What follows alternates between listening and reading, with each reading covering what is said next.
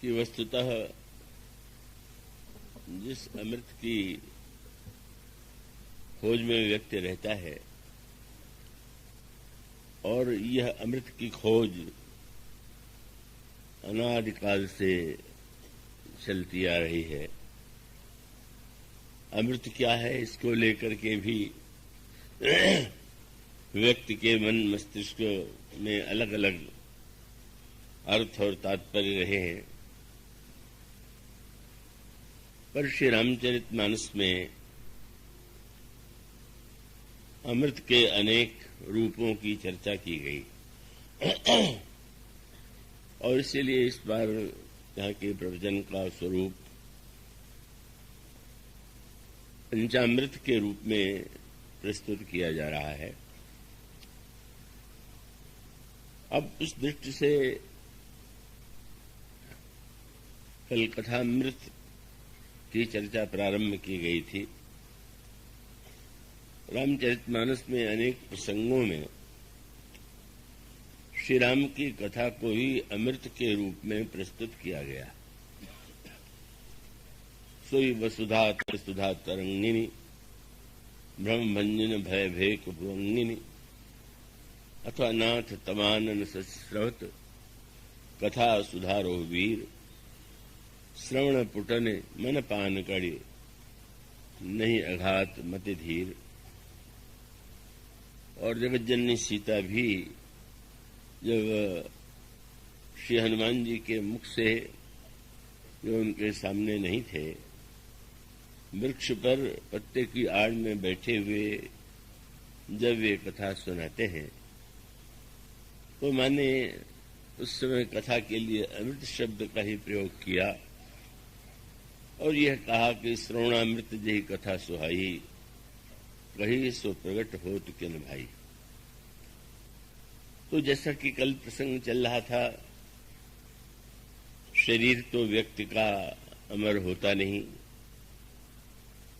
और अपवाद के रूप में यदि कुछ नाम ग्रंथों में बताए गए हैं तो उसे पढ़ करके भी जो बुद्धिमान व्यक्ति होगा वह शरीर को ही अमर बनाने का प्रयत्न नहीं करेगा।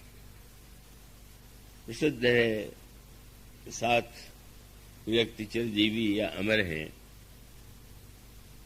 और उसमें 8वें नाम की भी गणना की गई और उसमें जो नाम गिनाए गए उसमें आप भली प्रकार जानते हैं। पहला नाम अश्वत्थामा का है। अश्वत्थामा बलिर्व्यासो हनुमांश्च विभीषण कृपा परशुरामश्च सप्तैते चिरजीविन। तो जिन अमर व्यक्तियों का नाम लिया गया उसमें सबसे पहला नाम तो अश्वत्थामा का है। पर अश्वत्थामा के चरित्र पर आप यदि दृष्टि डालें तो ऐसा लगता है कि जैसे अमरता भी कभी कभी कारागार बन जाती है, अमरता भी कभी कभी बोझ बन जाती है और बोझ तो चाहे अच्छी से अच्छी वस्तु का हो। किसी व्यक्ति को सिर पर सोने का बोझ उठाने के लिए कहा जाए तो सोना कितना भी मूल्यवान क्यों न हो, पर अगर उससे बोझ के रूप में ढोना हो तो व्यक्ति की गर्दन टूट जाएगी, उसे फेंके बिना नहीं रहेगा। तो यह जो अमरता का दुर्भाग्यपूर्ण पक्ष है वह अश्वत्थामा के चरित्र के माध्यम से हमारे सामने आता है। अश्वत्थामा महाभारत के बाद भी जीवित रहा और अब भी है और ऐसे भी लोग हैं जो कहते हैं कि अश्वत्थामा से वे मिले हैं। तो इस पर कोई विवाद की आवश्यकता नहीं है, पर उसका जो जीवन है कितना अभिशप्त है, कितना कष्टमय। और जब महाभारत की उस गाथा पर दृष्टि डाली जाती है कि वह अपने पिता की मृत्यु का बदला लेने के लिए पांडवों को ही नहीं पांडवों का जो अंतिम उत्तराधिकारी जो गर्भस्थ था परीक्षित के रूप में, उस पर भी ब्रह्मास्त्र का प्रयोग कर डालता। इस निर्दय कर्म के करते हुए उसके मन में किसी प्रकार का संकोच नहीं था। और फिर उसके पश्चात उसको दंड देने के लिए अर्जुन पीछा करते हो, क्योंकि वो अस्त्र का प्रयोग करने के बाद भागता है। पांडव वहां अनुपस्थित थे और वो भागते हुए अंत में अर्जुन उसे पकड़ने में सक्षम होते हैं। और जब वो सिर काटने के लिए प्रस्तुत होते हैं तो भगवान कृष्ण ने और द्रौपदी ने भी अनुरोध किया कि अब वह तो जो घटना घटित होनी थी वो हो चुकी, अभी आपके गुरु का पुत्र है इसलिए इसका वध न करें।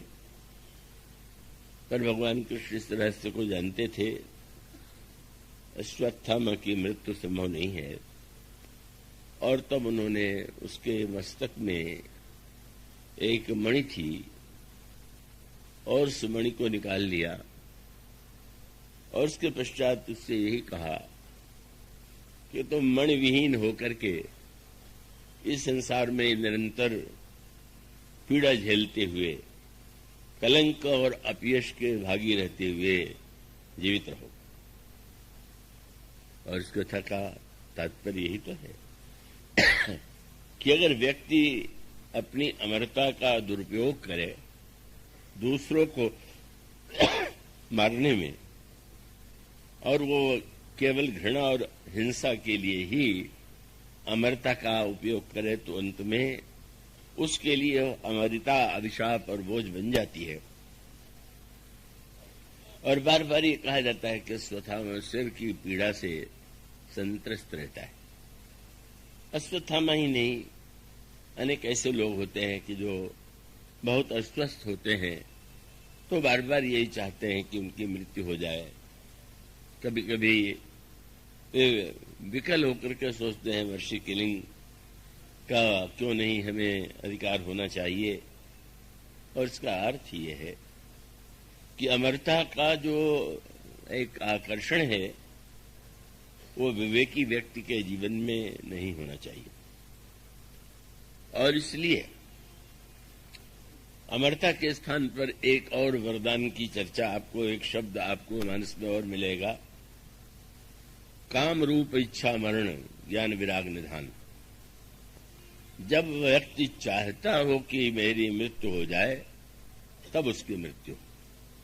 तो इसमें कम से कम ये स्वातंत्र तो है कि व्यक्ति यदि यह चाह ले कि इसका जीवन अब निरर्थक है और वह अपने जीवन को रख करके केवल बोझ बनेगा, और ऐसी स्थिति में शरीर त्याग का संकल्प उसके मन में आवे।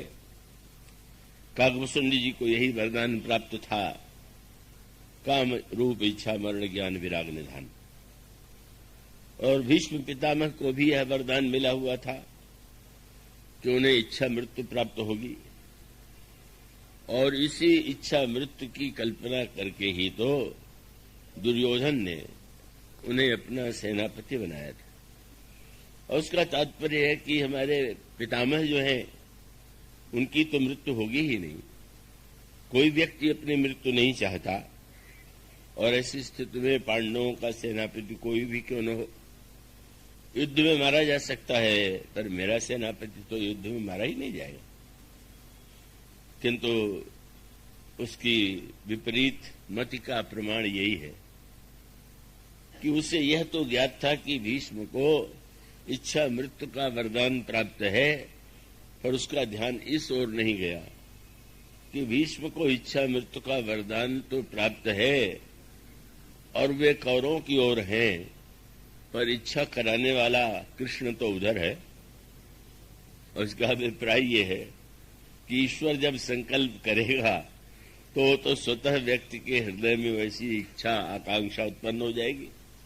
और ये हुआ भी। 10 दिनों के युद्ध के बाद भीष्म पितामह को अत्यंत ग्लानि हुई। मैंने अन्याय का पक्ष लेकर के स्वधर्म के नाम पर इतने योद्धाओं का संहार कर दिया, क्या यही मेरे जीवन की सार्थकता है? और तब उनमें मृत्यु की आकांक्षा जागृत होती है। उसके बाद ही वे अर्जुन के बाणों से घायल होकर के गिर पड़ते हैं सरसैया पर और कई महीने के पश्चात अपने शरीर का त्याग करते हैं जब सूर्य उत्तरायण हो जाता है। तो ये सारी गाथाएं यह संकेत करती हैं कि शरीर से अमर हो जाना ये चाहे जितना आकर्षक शब्द प्रतीत होता हो, लेकिन गहराई से विचार करने पर, इतिहास को देखने पर व्यक्ति को उसकी निरर्थकता का बोध होता है।